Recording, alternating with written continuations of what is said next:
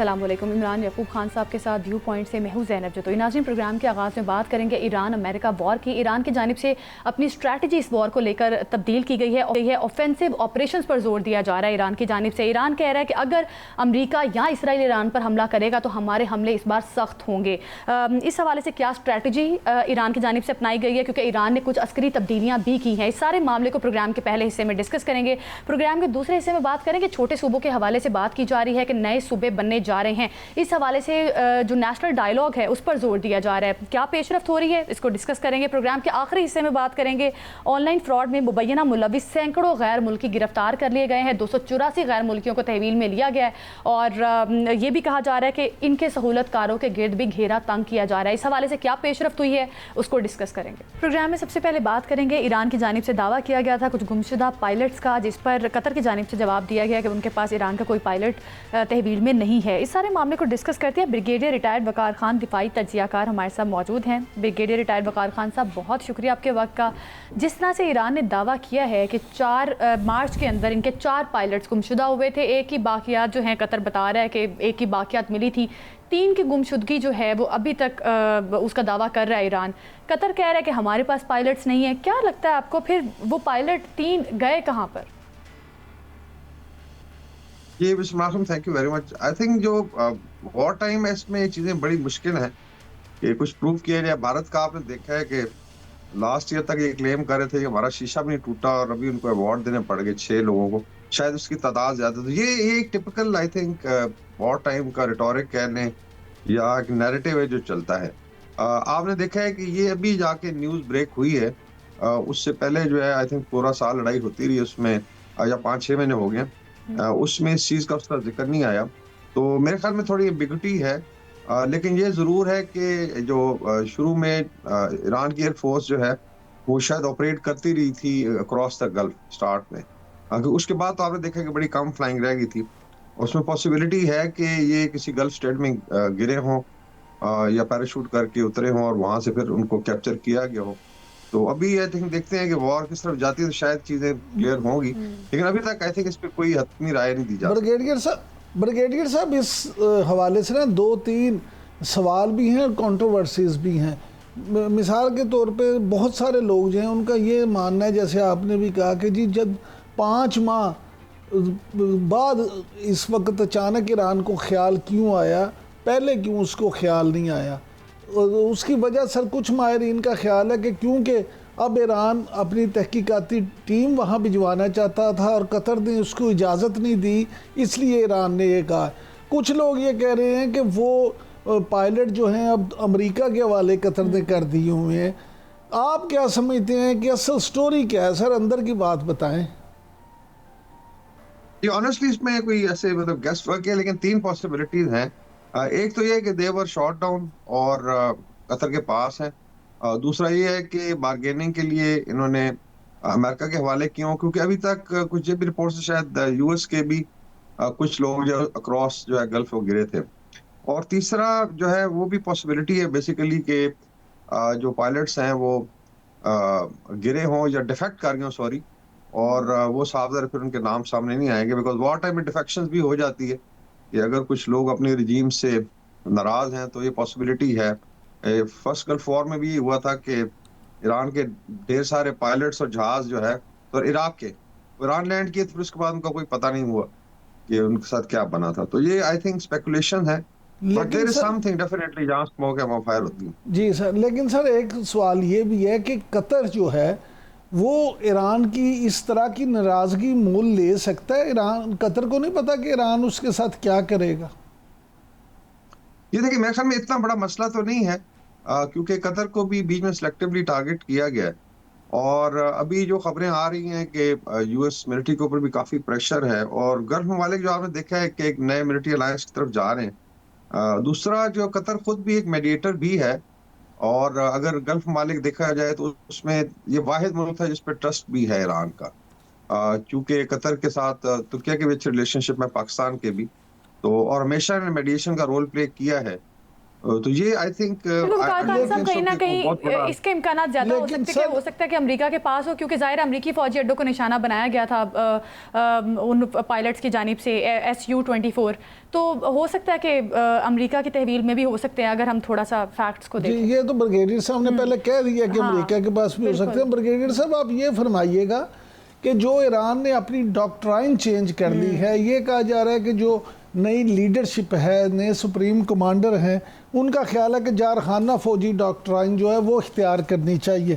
तो उन्होंने पासदारान इनकलाब को भी ये हुक्म जारी किया है कि दुश्मन की जो सरजमीन है उसको निशाना बनाने की सलाहियतों में इजाफा किया जाए। इस पे सर आप क्या कहेंगे? और जो सर अस्करी ढांचे में तब्दीलियां भी की हैं इसको मद्देनजर रखते हुए, वो आप क्या समझते हैं, कितना फ़ायदा होगा ईरान को ये जो नई डॉक्ट्राइन है? आई थिंक अभी जो आज की डिस्कशन है वो काफी इंटरेस्टिंग है, जो इंटरनेशनल मीडिया में हो रही है और सोशल मीडिया पे। उसमें तो शायद ये प्रूव हो रहा है कि ईरान की स्ट्रेटजी कामयाब रही है। उसके अलावा जो है अमेरिका जो एग्जॉस्टेड है, इवन यूएस के अंदर काफी डिबेट हो रही है। इसमें स्टॉक प्राइस है और दूसरा कुछ खबरें थी एयरक्राफ्ट कैरियर्स के ऊपर से जो सेलर्स ने जंप करने की कोशिश की, और विद इन अमेरिकन एस्टेब्लिशमेंट भी लड़ रही है। और ईरान काफी, अब जनरल हातमी का स्टेटमेंट था जो आर्मी चीफ है उनके, कि मतलब दे वर विक्टोरियस, और अभी इंटरनेशनल मीडिया ने ये चीज उठानी शुरू की है। तो मेरे ख्याल में जो नई डॉक्ट्रिन की बात हो रही है, इससे पहले भी जिक्र हुआ था, जिसको मोज़ैक वॉरफेयर कहते हैं, विच इज ऑफेंसिव। उसके बाद डिसेंट्रलाइज्ड है, उसमें टारगेट्स दे दिए जाते हैं, और उसके बाद कमांडर्स के ऊपर होता है कि किस तरीके से एंगेज करते हैं। आपको याद होगा शुरू में जब इनके टॉप लीडरशिप को शहीद किया गया, तो फिर ये मोज़ैक वॉरफेयर काम। लेकिन अभी जो बात हो रही प्रॉब्ली वो है टू हिट कॉन्टिनेंटल यूएस। ये अभी आई थिंक सबसे इंटरेस्टिंग चीज है कि किस तरीके से ये रीच एक्सटेंड करेंगे अपने मिसाइल सिस्टम्स की, या कैसे प्लेटफॉर्म्स होंगे जो जाके अटलांटिक में ऑपरेट करेंगे। तो मेरे ख्याल में अभी नेक्स्ट टास्क है कि कॉन्टिनेंटल यूएस को मेन लैंड में हिट किया जाए, लेकिन अभी इसके खतरनाक क्लियर है। लेकिन सर ये जो ईरान ने 5000 अमेरिकी फौजियों के लिए कब्रें तैयार कर रही हैं, इस पे आप क्या कहेंगे सर? देखें, अभी जो वेस्टर्न मीडिया में डिस्कशन है, मेरे ख्याल में जो यूएस को नुकसान हुआ है गल्फ में, उसकी आई थिंक क्लैरिटी नहीं है। और तो इस लिहाज से जो ईरान ने रिटोरिक बढ़ा दिया है, probably it is a hint कि अगर आप ग्राउंड अवेंज की कोशिश करते हैं तो फिर आपको कब्रिस्तान बना दिया। इट्स नॉट कि इतनी कैजुअलिटीज हो चुकी हैं, इट्स मेनली टू डिटर कि अगर आप कोई ग्राउंड ऑफेंसिव करते हैं। अभी भी आपने देखा है कि जो अभी की रिपोर्ट है कि 10 मिनट पहले की, कि पैसिफिक से आखिरी जो एयरक्राफ्ट कैरियर था वो भी बुला लिया गया to replace I think Abraham Lincoln, जो है जहाँ पे इशू हो रहा था कि सेलर जो है शायद थक गए।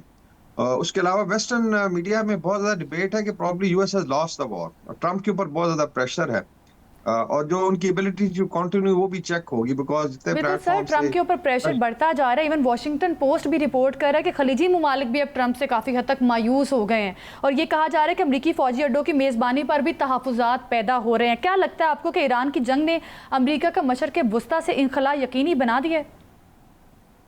ये देखिए, उसका स्टार्ट तो हो सकता है। जो भी देखें डिफेंस एग्रीमेंट हुए हैं उस पर आ जाते हैं। पहले पाकिस्तान सऊदी अरेबिया का है, फिर पाकिस्तान कुवैत का हुआ है। उसके अलावा सारी गल्फ तैयार है। आई थिंक इवन एक स्टेज पे यूएई भी आ जाएगा इसमें। तुर्किया ने जब से ज्वाइन किया तो ये बहुत ज्यादा डिबेट हो रही है कि क्या अमेरिका का रैप अप करने का टाइम आ गया, बिकॉज दो system I don't think so ये चल सकते हैं। तो इन द लॉन्ग, क्योंकि अभी प्लेसिंग भी होनी है इसमें, शायद टर्की की नेवी प्लेस हो जाए इसमें इंडियन ओशन में, इस तरीके से पाकिस्तान नेवी जो है वो रेड सी और बेसिकली मेडिटेरेनियन में प्लेस हो, जॉइंट एक्सरसाइजेज हैं। तो ये दोनों स्ट्रक्चर पैरेलल मेरे ख्याल लगातार काम नहीं कर सकेंगे। हो सकता है एक स्टेज पे आप जिक्र कर रही हैं कि थिनिंग आउट हो और उसके बाद अमेरिका को यहाँ से विड्रॉ करना पड़े, और ये आई थिंक सबसे बड़ी शिकस्त होगी। जो हेजेमोनिक लेट्स से उसकी प्रेजेंस थी रीजन में, वो चेक हुई और उसके बाद इतना प्रेशर बना के उसको वहां से निकलना पड़ा। लेकिन अभी इसके आई थिंक चीजें जो है आहिस्ता आहिस्ता सामने आएंगी। मेरे ख्याल में इन द लॉन्ग रन अगले 4-5 साल में शायद ये पॉसिबल हो। अच्छा ब्रिगेडियर साहब, ये फरमाइएगा कि पासदार ने इनकलाब की तरफ से तो ये दावा किया जा रहा है कि अमरीकी इस जंग में ईरान की जो फ़ज़ाई दिफाई निज़ाम था उसका 85% अभी तक महफूज है, सिर्फ 15% जो है उसको अमेरिका नुकसान पहुंचा चुका है। तो फिर ये जो बातें हैं इस पे फिर आप नहीं समझते कि वाकई ही ईरान ने अमेरिका को इस हवाले से देखा जाए तो शिकस्त दे दी है? इसमें दो चीजें हैं। एक तो जो सर्वाइवेबिलिटी है जो ऑलरेडी अंडरग्राउंड थी, बिकॉज ओवरग्राउंड तो आजकल कोई भी चीज हो अक्रॉस द गल्फ, इधर हो या उधर हो, that will be taken out लड़ाई में। आपने रशिया यूक्रेन वॉर में देखा कि ग्राउंड पे अभी जो है ना, जो चीज होगी चाहे रशियन मेनलैंड को हिट किया जाएगा। तो जो तो अंडरग्राउंड थे इनके सिस्टम, बिकॉज में जो जिसको कहते हैं शूट एंड स्कूट वाला सिस्टम है कि आप लॉन्चर लेके बाहर निकलते हैं पहाड़ से, फायर करके वापस चले जाते हैं, तो उसमें पॉसिबिलिटी है कि एक हाई परसेंटेज जो है उसकी अवेलेबल हो। दूसरा है जो उन्होंने रिकूपरेट किया है पिछले 5-6 महीने में, जिसके अंदर ये खबरें थी कि शायद रशिया और चाइना से भी कुछ आई है। बाकी उनकी अपनी आई थिंक जो टेक्नोलॉजी है डिफेंस की काफी एडवांस है, तो उसमें सुना है कि उन्होंने सारा उसको रिकूपरेट कर लिया है और शायद नए सिस्टम भी आ गए which will be more lethal. तो ये आई थिंक इस बात में काफी सच्चाई नजर आती है कि बाय एंड लार्ज उनका जो डिफेंस सिस्टम है उसने सर्वाइव किया है या वो रेकुपरेट हो गया, और ये आई थिंक अमेरिका के लिए एक बहुत बड़ा डिटरेंस होगा कि नेक्स्ट टाइम वो अगर वेंचर करता है तो फिर एक नए सिस्टम का उसको सामना करना पड़ेगा। अच्छा सर, ये फरमाइएगा कि मक्का मुआहदा जो है उसको आप किस तरह से देखते हैं, क्योंकि अब तो तुर्की ने बरमला कह दिया कि मिस्र भी चंद रोज़ में इसमें शामिल हो जाएगा, और जिस तरह से शाह सलमान जो हैं वो पाकिस्तान की भी तारीफ़ें करते नज़र आते हैं, तो आप क्या समझते हैं कि इस पूरे मुआहदे के बाद पाकिस्तान का रोल खित्ते में क्या होगा? आई थिंक अगर लास्ट टाइम आपको याद हो ये डिस्कस हुआ था, हम बात करते हैं स्टेप की। जी, step means Saudi Arabia, Turkiye, Egypt, Pakistan, तब जाके ये आई थिंक ये क्वाड मुकम्मल होता है। और साफ ज़ाहिर है जब मायदे होते हैं उसमें हर चीज़ फौरन कार्ड डिस्प्ले नहीं किए जाते, बिकॉज इजिप्ट का अपना एक रोल रहा है, उसकी रिलेशनशिप भी है वेस्ट के साथ। लेकिन ग्रेजुअली ये आई थिंक चीज़ें उस तरफ जाएंगी। और अगर तुर्की से स्टेटमेंट आ रहा है, क्योंकि अभी पिछले दिनों जो है हकान फिदान साहब लीबिया भी गए हैं, जो फॉरेन मिनिस्टर है यहाँ से, और आई थिंक कायरा भी उन्होंने विजिट किया है इजिप्ट का। और इजिप्ट को भी I think there was a threat के लेटर ऑन इजराइल जो है उसको भी अंडरमाइन करने की कोशिश कर, स्पेशली कुछ शिप्स जो है उनके हिट हुए थे गल्फ ऑफ सुएज में भी, और रेड सी के ऊपर भी आई थिंक बड़ा इम्पोर्टेंट। तो आई थिंक ये जब चारों इकट्ठे तो फिर जाके एक क्वाड मुकम्मल होता है। और अगर आप इस ब्लॉक की ओवरऑल स्ट्रेंथ देखें तो तकरीबन ये मेरे ख्याल में 50 करोड़ लोगों का ब्लॉक होगा। मिलिट्री अगर कंबाइन करे तो शायद ये नेटो के पैरेलल की मिलिट्री है, and it is basically I would say एक सुपर पावर है अगर ये इकट्ठे होकर आगे चलते हैं। बाकी पाकिस्तान का जी इसमें क्रिटिकल रोल रहा है। शुरू में आपको याद होगा पाक सऊदी, उसके बाद पाकिस्तान कुवैत का है, फिर तुर्किया ने बहुत ज्यादा पुश किया, और सुना है कि इस ट्रायंगल जब बनी है तो सबसे ज्यादा तुर्किया का अपना रोल था। बिल्कुल और सर, they wanted कि हम इसमें यकीनी इकट्ठे तौर पर एक बेहतर और ज़बरदस्त अलायंस बनता हुआ दिखाई दे रहा है। अच्छा, मुझे ये बताइएगा सर, जिस तरह से अभी ये भी खबरें आ रही हैं कि ईरानी सदर जो हैं वो भारत के साथ ताल्लुकात मजबूत बनाने के अज़्म का इरादा कर रहे हैं। अगर हम अमेरिका ईरान वॉर में देखें, भारत का रोल तो वो तो ईरान को क्रिटिसाइज़ करता रहा है और काफ़ी हद तक मुखालिफत करता रहा है ईरान की, तो क्या लगता है इसके बावजूद ताल्लुकात मजबूत बनाने के हवाले से जो खबरें आ रही हैं, क्या लगता है आपको, क्या इसके पीछे कहानी है? ये देखिए ईरान की डिप्लोमेसी कई दफा उसकी समझ नहीं आती। मेरे ख्याल में एक तो ये है कि वॉर से पहले भी इनका बड़ा अच्छा रिलेशनशिप रहा। एक शिप भी आपको याद होगा परेड के लिए गया था विशाखापट्टनम और उसको हिट किया गया था। उसके अलावा बास आकची साहब लास्ट टाइम विजिट पे गए, वो ऑलरेडी ऑफर कर चुके हैं and they would like to basically restart. अगर स्ट्रेट ऑफ हॉर्मज़ खुलता है तो फिर तो भारत काफी ज्यादा इसमें लेट्स से मुस्तफीद होता है, तो उसमें एक ऑफर होगी कि ऑयल एंड गैस दोबारा जो वो शुरू करें। उनके पहले भी एग्रीमेंट रहे हैं, लाइक चाबहार का रीस्टार्ट हो सकता है। लेकिन इस वक्त जो ईरान की मूव है प्रॉब्ली वो है to push it basically pull it back from जो इजराइल और इंडिया का एक आप कह लें गठजोड़ हुआ है, और उसमें अगर ये डेंट क्रिएट कर लेते हैं तो शायद diplomatically they will look at as a side. लेकिन पाकिस्तान के लिए आई थिंक इस पे थोड़ा सा सोच विचार करने की बात है कि हम उनको अपना भाई भी समझते हैं, और बेसिकली इस वॉर में बड़ा पाकिस्तान का साथ भी दिया, नेगोशिएशन भी की कि किस तरीके से मुल्क में अपना इंटरेस्ट गार्ड। पाकिस्तान में बहुत डिबेट होती है कि अगर वो आगे पीछे हो जाए तो रोला डाल देते हैं। जो स्टेट्स अपना इंटरेस्ट गार्ड करते हैं रिस्पेक्टिव ऑफ के कोई नाराज होता है या खुश होता है। अच्छा सर, ये फरमाइएगा कि पाकिस्तान, और फिर मैं दोबारा आपको मक्का मुआहदे की तरफ ही लेके आऊँगा, ये भी बड़ी खबरें आ रही हैं कि पाकिस्तान और तुर्की से जो हैं काफ़ी ज़्यादा फ़ज़ाई आमदोरफ्त हुई है सऊदीया में, और बहुत सारा जो जंगी साजो सामान है वो भी वहाँ पहुँचाया गया है। क्या आप समझते हैं कि ये जो मुश्तरका मशक़ें होनी है उनकी तैयारी है? जिसमें आई थिंक 3-4 चीजें होनी है। देखिए मैं थोड़ा टाइम दीजिएगा, बिकॉज जब आप जॉइंट डिफेंस एग्रीमेंट में जाते हैं तो सबसे पहले तो उसकी डॉक्ट्रिन बनती है, बिकॉज तीनों मुल्कों की फोर्सेस डिफरेंट तरीके से ऑपरेट करते हैं। हमारी साउथ एशिया स्पेसिफिक है, तुर्की जो है नेटो के साथ रहा है ज्यादा, और सऊदी अरेबिया का अपना एक सिस्टम है। तो एक तो आपने उसको ग्लू करना है, यानी इकट्ठी। फिर उसके बाद जो आई थिंक जो मिलिट्री हेडक्वार्टर को मोस्ट प्रोबेबली रियाद में ही होगा, या किसी भी लेट्स से बड़े बेस पे सऊदी, बिकॉज वो सेंट्रल है। और तीसरी चीज ज्वाइंट ट्रेनिंग आ जाती है जिसके अंदर एक्सरसाइजेज होंगी और डॉक्टर को फिर आई थिंक चौथी स्टेज है स्टेजिंग ऑफ फोर्सेज कि परमानेंटली आप फिर प्लेस करते हैं, जैसे नेटो की फोर्सेज आपने देखा डिफरेंट थिएटर्स में प्लेस्ड हैं। तो उसके सिलसिले में आपको पता होगा कि ऑलरेडी पाकिस्तान की कुछ ना कुछ डिप्लॉयमेंट है, और चूंकि अभी ये ट्राई सर्विस है, फिर I think rocket forces command की भी बात आ रही है कि ज्वाइंटली मैनेज होंगी। तो और हो सकता है इवन जो पाकिस्तान की डिफेंस रिक्वायरमेंट उसके लिए नॉर्थ अरेबियन सी में जो नेवी है आज है तुर्की की और सऊदी अरब की, वहाँ ज्वाइंट इस तरीके से Pakistan navy can move to Mediterranean, red sea, और लैंड फोर्सेज का ज्यादा हिस्सा जो है सऊदी अरेबिया में होगा।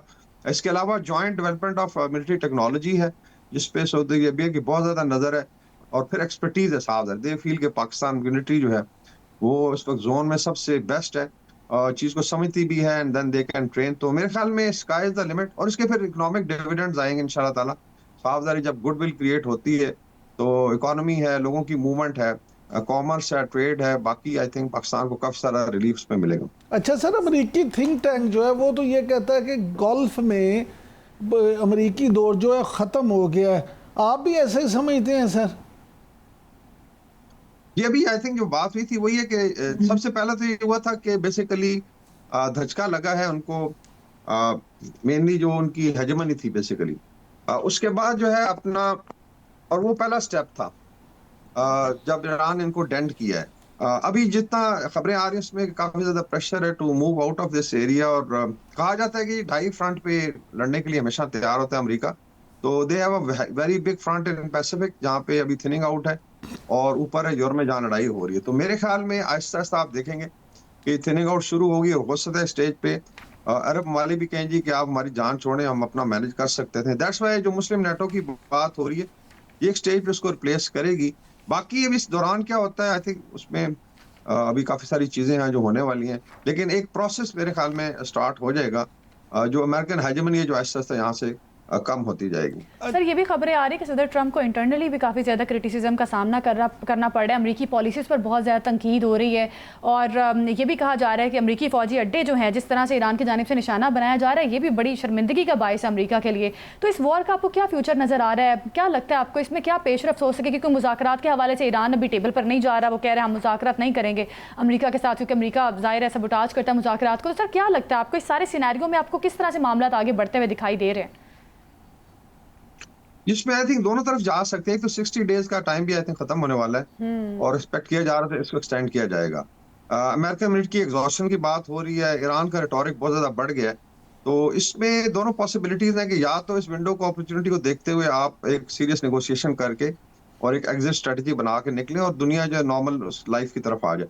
दूसरा ये है कि खुदा न खास्ता फिर एक जो स्पाइक आई, इसको इसलिए विप्लैश वॉर कह रहे हैं कि आपकी स्पाइक होती है, उसके बाद लड़ाई ऊपर चली जाती है, फिर बीच में एक पीस का पीरियड, फिर स्पाइक होती है।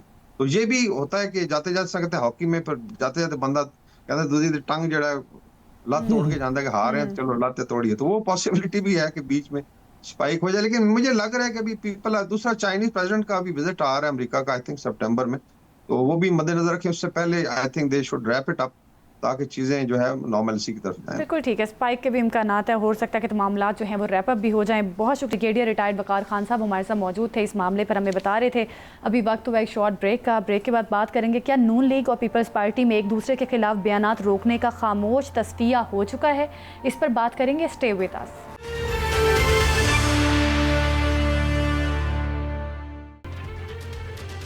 Welcome back. नाज़रीन, मुल्क की सियासत में कुछ नई और अहम डेवलपमेंट्स हो रही हैं। सदर मुमलिकत वज़ीर आज़म शहबाज शरीफ की मुलाकात भी हुई है सदर मुमलिकत के साथ, और कुछ अहम पहलुओं पर बात की गई है, और ये भी कहा गया है कि जिस तरह से पीपल्स पार्टी की जानिब से जो बयानात सामने आ रहे थे वो शायद अब इन फ्यूचर नहीं आएंगे, इस पर इत्तफाक कर लिया गया है। छोटे सूबे बनाने के हवाले से भी बात हो रही है, लेकिन राना सनाउल्लाह साहब ने इससे मुतालिक कुछ कहा है। पहले वो प्रोग्राम में शामिल करते हैं, फिर उस पर मज़ीद बात करते हैं। इमरान साहब, जिस तरह से राना सनाउल्लाह साहब ने कहा है कि अभी मुक़तदरा ने नए सूबों के हवाले से बात नहीं की हमसे, क्या लगता है आपको फिर जो नए सूबों पर बात हो रही थी वो फिर किसी माह पर हो रही थी, अगर तो बात हुई नहीं मुक़तदरा हलकों से? देखिए, गुजारिश ये है कि हम पहले भी कई दफ़ा इस पे बात कर चुके हैं। मामला ये, मैं आपसे हमेशा being a follower of politics ये बात करता हूँ कि मुक़तदरा ने कोई काम करवाना हो या किसी ने भी कोई काम करवाना हो, तो पहले सबसे बात करने से भी पहले अवाम का टेम्परेचर लिया जाता है। कि अवाम की इस पे क्या राय है, वो एक टेस्टर छोड़ा जाता है और उस पर फिर चेक किया जाता है कि लोग इसके हक में हैं, इसके मुखालिफ हैं, क्या है। पहली स्टेज पे वो मामला था। राना सनाउल्लाह साहब की जो बात हमने चलाई है वो बिल्कुल ठीक कह रहे हैं। मुक़तदरा ने अभी हुकूमत से उस तरह से बात नहीं की होगी। अगर की होती तो वो इस वक्त काबीना में या पार्लियामेंट में डिस्कस हो जाता। लेकिन इसका मतलब ये नहीं है कि मुक़तदरा आगे भी बात नहीं करेगी या ये मामला काबीना में या पार्लियामेंट में डिस्कस नहीं होगा।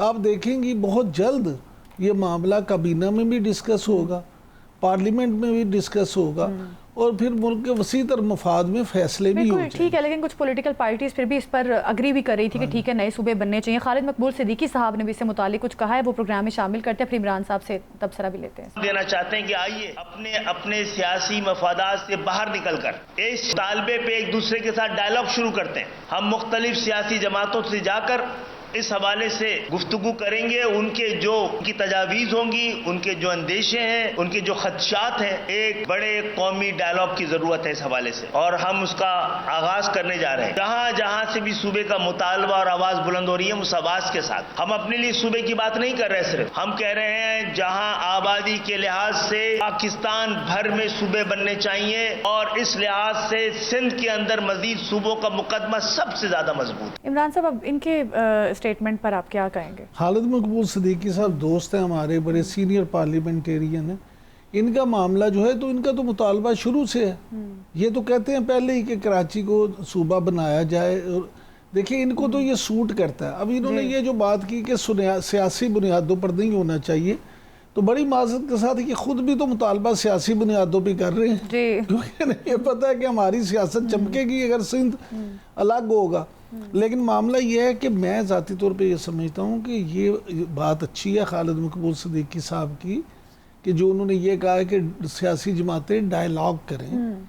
सियासी जमातें जब आपस में मिलेंगी, इस पे डिस्कशन होगी, डायलॉग होगा, तो फिर आप देखेंगे कि बहुत सारी चीज़ें जो अब तो अलीम खान साहब भी कह रहे हैं कि सूबों के हवाले से वो भी बड़ी बात कर रहे हैं। नहीं, अलीम खान साहब ने अब नहीं, वो तो बड़ा पुराना कह रहे हैं। जिस वक्त मियाँ आमिर महमूद साहब ने और चौधरी अब्दुर्रहमान साहब ने ये काम शुरू किया था तो अलीम खान साहब ने तो उस वक्त भी ये कहा था। मोहसिन नकवी साहब ने भी इसकी तायद की है और बड़ी खुला के की है। ख्वाजा आसिफ साहब भी इस पे बात कर चुके हैं। बहुत सारे लोग जो हैं वो कर चुके हैं।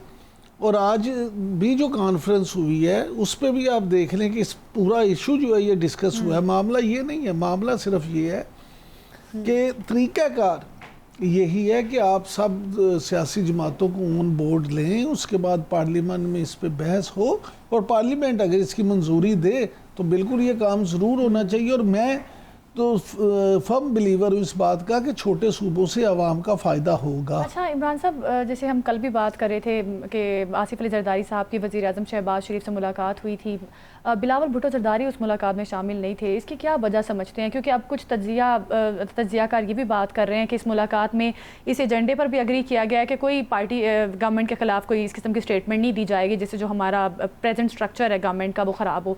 तो क्या लगता है बिलावल भुट्टो जरदारी साहब जो उल्टी गिनती की बातें करते रहे हैं अब वो नहीं करेंगे और वो शामिल क्यों नहीं थे इस मुलाकात में? देखिए पहली बात तो ये कि बेशुमार ऐसी मुलाकातें होती हैं जिसमें बिलावल भुट्टो जरदारी साहब शामिल नहीं होते। आसिफ अली जरदारी साहब की जो ये मुलाकात है ये बतौर सदर पाकिस्तान उनसे मिले हैं वज़ीर आज़म मियाँ शहबाज शरीफ। और इसमें जैसे मैंने आपसे कहा था कि वो लोग थे जो मफाहमत को पसंद करते हैं, मफाहमत के हामी हैं। और आपकी इतला के लिए अर्ज़ है, अब तो हमारे दोस्त और सीनियर हैं नजम सेठी साहब, उन्होंने भी अब तो ये बात कर दी है जो मैं आपसे कल कर रहा था कि मलिक अहमद खान साहब जो हैं उनको ख़ास तौर पे प्रेसिडेंट आसिफ अली जरदारी साहब की फरमाइश पे उस मुलाकात में शामिल किया गया। अच्छा। क्योंकि जो जब मैंने आपको बताया था कि उन्होंने यहाँ रिसीव भी किया था, मुलाकात भी की थी, फिर उनको रुखसत भी किया था, तो उस वक्त भी मलिक साहब जो हैं उनकी सदर से इस हवाले से बात हुई थी। और मैं ज़ाती तौर पे ये समझता हूँ being a follower of politics कि ये जो चीज़ें हैं देखें इस पे इसी तरह से मैंने आपसे हमेशा कहता हूँ कि अभी पीपल्स पार्टी इसी तरह पे काम करेगी, अभी पीपल्स पार्टी कहीं नहीं जा रही। अभी जो लोग ये सोच रखते हैं कि शायद पीपल्स पार्टी और नून लीग की आपस में तलाक हो जाए और फड्डा हो जाए। कल जब खिताब किया था उनकी जानिब से भी कहा गया कि सियासी इख्तिलाफात अपनी जगह लेकिन दुश्मनी की नजर नहीं होनी चाहिए। उन्होंने भी शायद इशारतन इनको ही देखिए, मिसाक जमहूरियत असल में क्या था? मिसाक जमहूरियत यही था कि आप सियासी इख्तिलाफात जरूर करें, होने भी चाहिए, जमहूरियत का हिस्सा नहीं है, लेकिन उसका मतलब ये नहीं है कि आप एक दूसरे की टांग ही खींचना शुरू करें। अच्छा इमरान साहब, बानी पीटीआई से मुतालिक भी बात करना बड़ा ज़रूरी है कि अभी तक बानी पीटीआई से वज़ीर आला केपी सुहेल आफरीदी साहब की मुलाकात नहीं हो पा रही और अब उनकी जानिब से कहा गया कि वो 6.4 अरब रुपए नहीं देंगे वफाक को। क्या लगता है आपको, क्यों मुलाकात नहीं करने दी जा रही? देखिए, मैं तो इस बात का हामी हूँ कि उन्हें मुलाकात करने देनी चाहिए। उसकी बुनियादी वजह यह है कि एक पार्टी के बानी हैं, उनके नाम पे वोट मिला है, उनके नाम पे ये हुकूमत बनी है, उन्होंने ही सुहेल आफरीदी साहब को वज़ीर आला नामजद करके इस मनसब पे उन्हें बिठाया है, लिहाजा उनकी मुलाकात ज़रूर होनी चाहिए। अब जहाँ तक रह गई बात ये कि क्या हुआ है क्या नहीं हुआ, पैसे मिलेंगे नहीं मिलेंगे, देखिए पीटीआई जो है सिर्फ आपने उस जमात को नहीं देखना, आपने केपी के अवाम को भी देखना।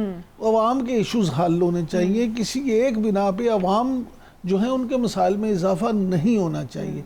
और मैं समझता हूँ कि सुहेल आफरीदी साहब जो हैं, ये इनकी एक मैं कहता हूँ कि अच्छी बात है कि उन्होंने अगर मामलात को समझना शुरू किया, या ये वो समझते हैं कि बातचीत का जो रास्ता है वही एक बेहतर रास्ता होता है, और वो अपना सिस्टम चलाने के लिए, अपना निज़ाम हुकूमत चलाने के लिए, अपने अवाम के मसाइल हल करने के लिए अगर वो को पॉजिटिव रवैया अपनाते हैं तो ये अच्छी बात है। वफाकी हुकूमत को भी इस बात का ख्याल रखना चाहिए, और अवाम के जो केपी के अवाम है उनको किसी तौर भी सफ़र नहीं करना चाहिए। बिल्कुल। सुहेल आफरीदी साहब ने अब ये जो शर्त रखी है, इसके बाद उनको बानी पीटीआई से मिलने की इजाज़त मिलती है या नहीं मिलती है, इस वक्त उनकी जानिब से तो कोशिश की जा रही है। नाजरीन, अभी वक्त हुआ एक शॉर्ट ब्रेक का, ब्रेक के बाद बात करेंगे ऑनलाइन फ्रॉड में मुलव्विस सैकड़ों गैर मुल्की अफराद को मुल्क बदर करने का फैसला कर लिया गया है। इस पर बात करेंगे, हमारे साथ ही रहिएगा।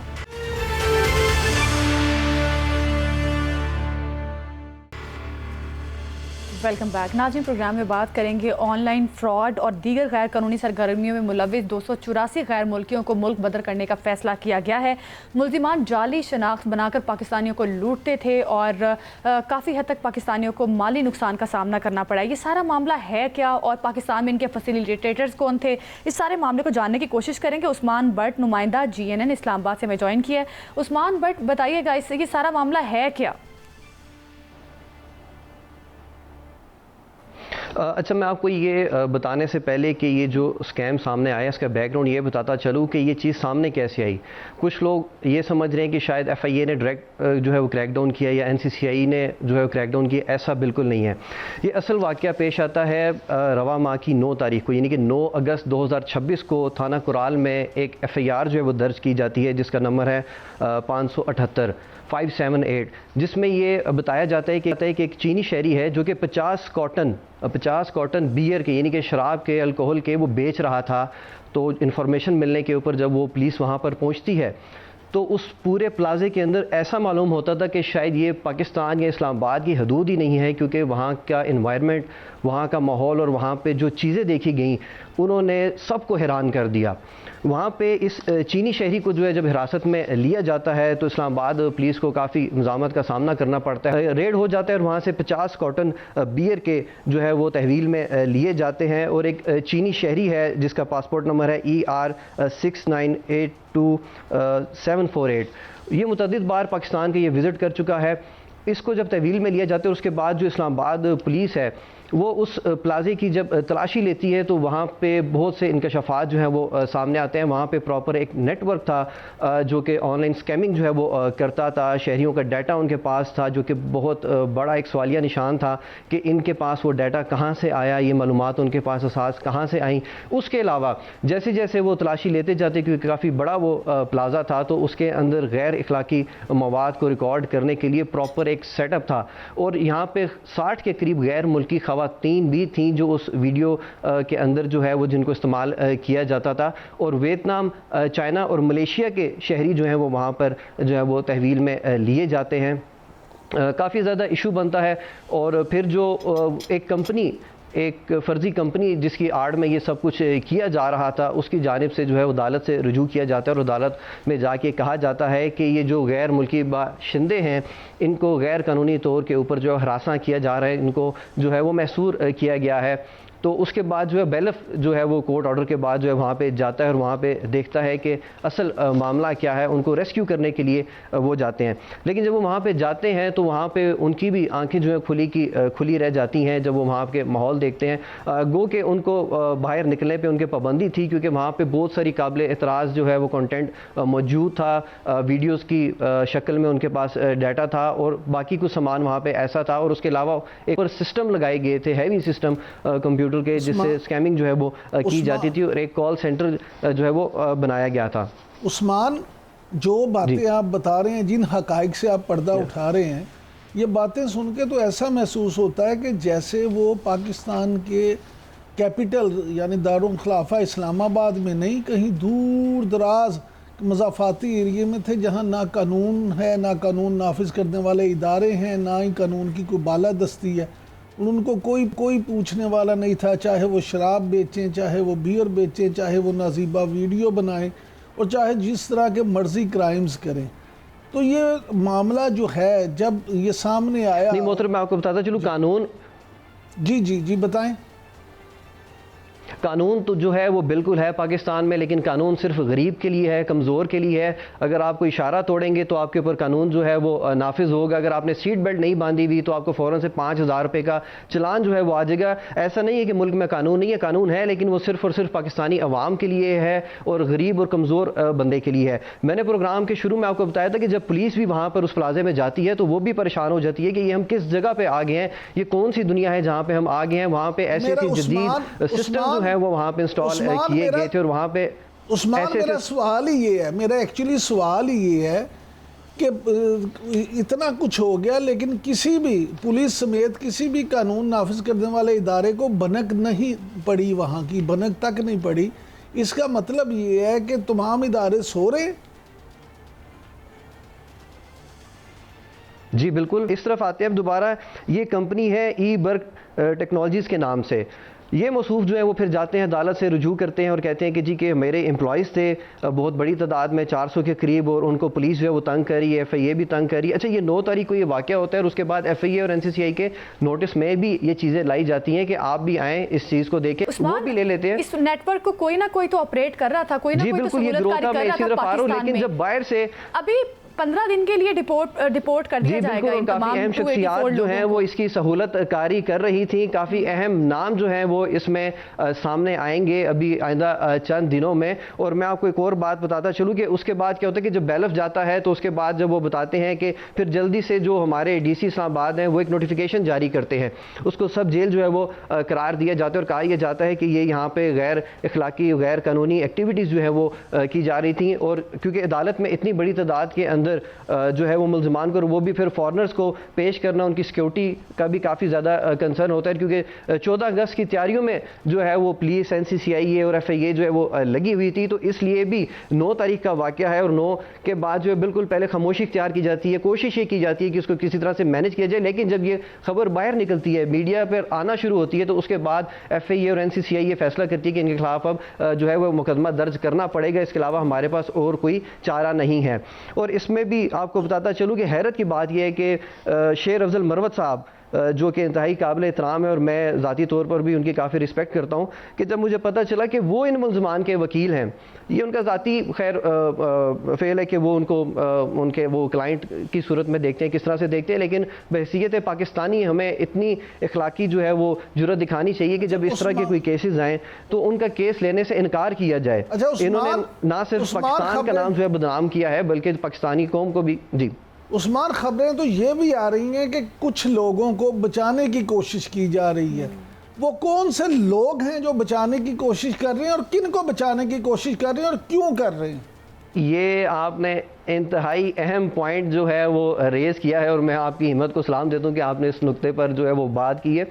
बिल्कुल 3 से 4 लोग ऐसे हैं गैर मुल्की जो मेन इसको जो है वो रन कर रहे थे, ऑन कर रहे थे, जो सारा मैनेज कर रहे थे। हमारे ज़राए के मुताबिक उनको जो है वो बचा लिया गया है और जो डीसी इस्लामाबाद हैं उन्होंने 14 तारीख को जो सब जेल का नोटिफिकेशन उन्होंने दिया था उसको भी डी नोटिफाई इसीलिए किया कि कल को उनके ऊपर कोई बात ना आ जाए।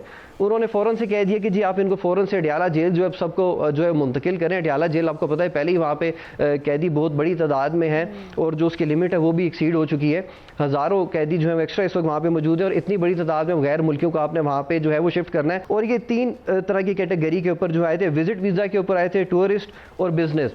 और अब इदारों ने अभी तक इनका रिकॉर्ड जो है वो चेक नहीं किया। जो टूरिस्ट वीज़ा पर आए हैं वो इस्लामाबाद के अलावा कहीं पर भी नहीं गए। अच्छा उस्मान, हमारे ज़राए उन्होंने हमें इस बात की तस्दीक की है कि ये जितने भी गैर मुल्की टूरिस्ट वीज़ा के ऊपर आए थे 15 दिन के बाद डिपोर्ट कर दिया जाएगा। तो जो लोगों को माली खसारा हुआ है, जिन लोगों को धोखा दिया गया है, उनके अब पैसे किस तरह से रिकवर किए जाएंगे? इस हवाले से भी कोई लाया अमल तैयार किया गया है कि रिकवरीज कैसे करवानी है इनसे? देखिए इस हवाले से तो अभी तक कोई पॉलिसी जो है वो नहीं सामने आई और ना ही इस तरफ अभी किसी ने बात की है। हमारे ज़राए ने हमने उनसे पूछा था कि ये जिन्होंने माली नुकसान किया है क्या वो उसकी रिकवरी किस तरह से होगी, किस मद में होगी, तो उन्होंने कहा कि इस तरफ तो अभी बात ही नहीं की गई। 15 दिन के अंदर अंदर इनको वापस भेजा जाएगा। इनकी फहरिस्त जो है वो तैयार कर ली गई है और 15 रोज़ के अंदर अंदर इनको इनके ममालिक में जो डिपोर्ट किया जाएगा। और जो बिज़नेस वीज़ा के ऊपर आए थे उन्होंने 1 रुपया भी अभी तक पाकिस्तान में इन्वेस्ट नहीं किया। कितना बड़ा ये अलमिया है हमारे इदारों का। जो दाखिली मामलात हैं आपके, उसको आपने सिक्योरिटी को जो है स्टेक पे लगाया हुआ है, आप किसी भी किस्म की जो है वो वेरिफिकेशन नहीं करते। इसने इस चीज़ का भी भांडा जो है वो फोड़ा है कि आप एक शख्स को जो है वो बिजनेस वीज़ा जो है वो दे रहे हैं और 1 रुपया भी जो है उसने इन्वेस्ट नहीं किया और ना ही उसने कमाया। एक जानिब एक टूरिस्ट आता है, वो इस्लामाबाद में आके बैठ जाता है, रुपोश हो जाता है और आपको पता ही नहीं होता कि वो कहाँ पे गया कहाँ पे नहीं गया। अरबों रुपए के एक जानिब आप कहते हैं कि हमने सेफ सिटी के कैमरे लगा दिए हैं, गैर मुल्कियों के लिए हमने SPU बना दिया है और उसके ऊपर भी SSP को एक बिठा दिया है। तो सबसे सवाल होना चाहिए तो वो जवाब दे नहीं है। उस्मान भट्ट साहब, गुजारिश ये है कि ये अकेला वज़ीर दाखिला का मामला नहीं है। देखिए वज़ीर दाखिला जो हैं उन्होंने, उनकी मज़ीद भी कई जिम्मेदारियां हैं। उन्होंने फिर ये ईरान अमेरिका जंग में जिस तरह से उनकी मसरूफियत, जी बिल्कुल, वो चेयरमैन PCB भी हैं, उनकी और जिम्मेदारियां भी हैं। इसीलिए तो सिस्टम जो वो कहते हैं कि कोलैप्स कर गया है। ये काम वज़ीर का तो नहीं है, लेकिन जिम्मेदारी तो ये देखें सबसे पहले इस्लामाबाद पुलिस की है। पुलिस कहाँ सो रही थी, फिर ये जो सेफ सिटी है वो कहाँ सो रहे थे, फिर कानून नाफिज करने वाले दूसरे जो इदारे हैं वो कहाँ थे, जो सर्विलेंस और इंटेलिजेंस एजेंसीज हैं वो, देखिए टेक्निकली जो जिम्मेदारी बनती है वो बनती है जो SPU यूनिट इन्होंने बनाया है, जो SPU यूनिट बना है, जो जिसका काम ही सिर्फ और सिर्फ जो है वो फॉरेनर्स पे नज़र रखना, उनको सिक्योरिटी मुहैया करना, उनके मामलात को देखना, सबसे पहले ये उनकी जिम्मेदारी बनती है। सेकंड पे जो है वो मैं ये कहूँगा कि बिल्कुल आपने ठीक फरमाया कि इस्लामाबाद पुलिस की जिम्मेदारी बनती है और जो सेफ सिटी का अरबों रुपए मालियत का जो ये मनसूबा है उस पर भी सवालिया निशान है। लेकिन सबसे पहले SPU को जो है जवाबदेह होना चाहिए, वो बताएं कि कितने अरसे से जो है वो ये यहाँ पे वो काम कर रहा था। 284 अब इनको डिपोर्ट किया जाएगा, मजीद इन्वेस्टिगेशन भी की जाएगी और मजीद हकायक भी सामने आएंगे। उस्मान भट्ट साहब हमारे साथ मौजूद थे, हमें इस सारे मामले पर बता रहे थे। नाज़रीन इसी के साथ प्रोग्राम से दीजिए हमें इजाज़त, अगले हफ्ते फिर मुलाकात होगी। अल्लाह हाफ़िज़।